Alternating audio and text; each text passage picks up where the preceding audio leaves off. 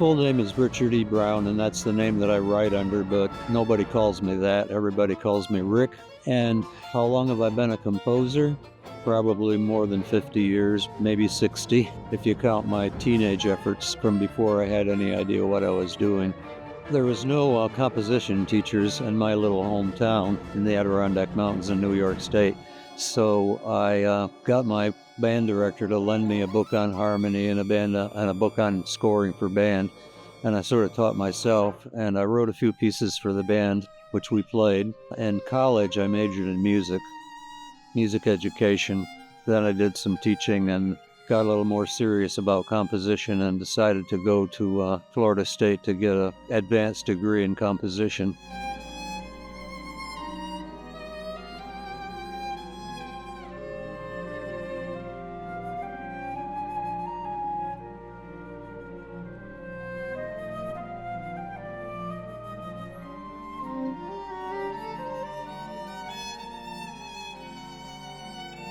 They told me that the theme of this program was going to be environmental.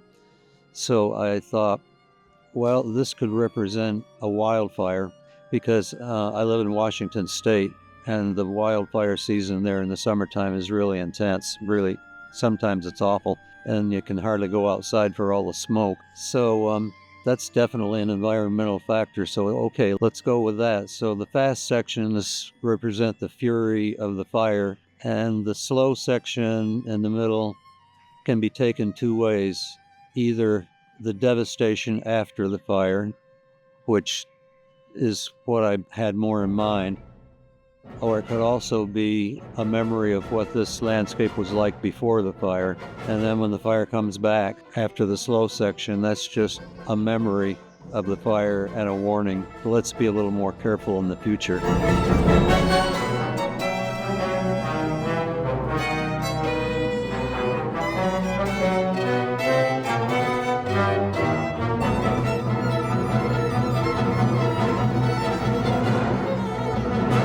I'm amazed at how quickly they could learn it and play it, because it is not an easy piece. It's one of the hardest things I've ever written, in fact. And the soloist was amazing. I worked with a violinist while I was writing it because I'm not a string player myself. I'm a French horn player. And I don't know how much he practiced it ahead of time, but he really nailed it in the recordings.